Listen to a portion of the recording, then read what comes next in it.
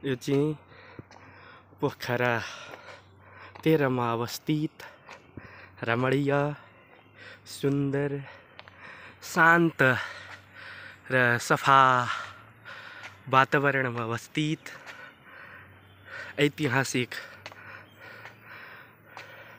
शक्तिपीठका रूपमा अवस्थित माता भद्रकालीको प्राङ्गणमा जाने बाटो रहेको छ। यो प्रत्यक्ष देवीको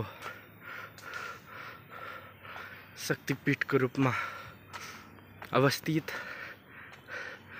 पोखरा वडा नम्बर 12 र 13 को बीचमा पर्दछ। यो